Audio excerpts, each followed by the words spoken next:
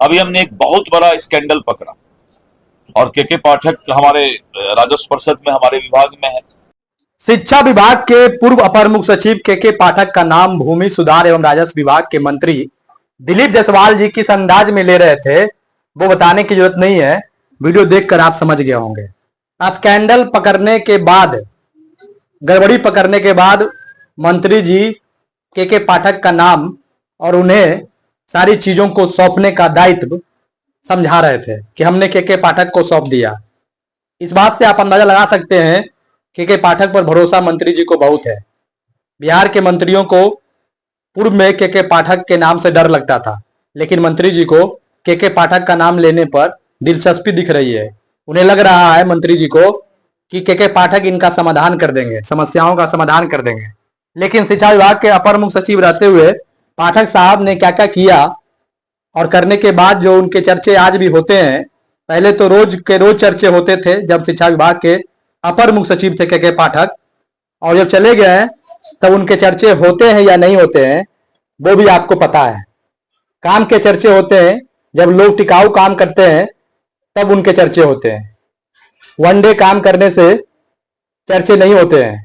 पाठक साहब शिक्षा विभाग में तो गुम हो गए हैं, लेकिन एक बार फिर से भूमि सुधार एवं राजस्व विभाग के मंत्री जी ने उनके नाम को लेकर पाठक का नाम जिंदा कर दिया।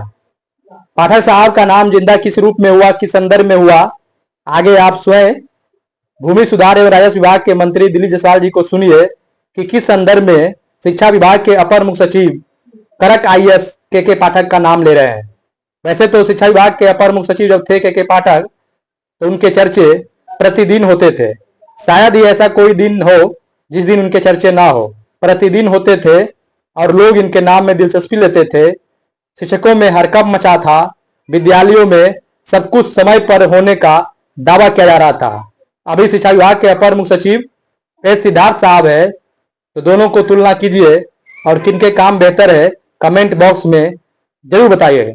तो सुनिए दिलीप जायसवाल जी, जो शिक्षा विभाग के नहीं बल्कि भूमि सुधार एवं राजस्व विभाग के मंत्री हैं, और पाठक का साहब का नाम जिस संदर्भ में ले रहे हैं उस संदर्भ को समझिए और पाठक साहब ने जो काम किए उस काम के यादों को याद कीजिए।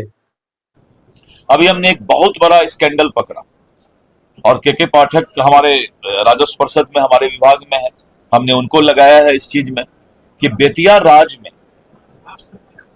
राज की अंतिम रानी निर्वंश थी, उनको कोई बच्चा नहीं हुआ, और उत्तर प्रदेश में इलाहाबाद, लखनऊ, बनारस बहुत जगह बेतिया राज की संपत्ति है, हजारों लाखों करोड़ की संपत्ति है।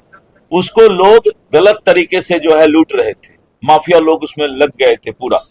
मैंने बेतिया राज के लिए एक नया विधेयक लाने का प्रस्ताव अभी भेजा है कि जहां भी जो केस बेतिया राज का जिस भी कोर्ट में है उसको निष्क्रिय माना जाएगा। ये हाउस पास करेगी कानून, और इस तरह करके जमीन माफिया और अतिक्रमणकारी पर मेरा सीधा नजर है कि उन लोगों को हम बख्शने वाले नहीं हैं।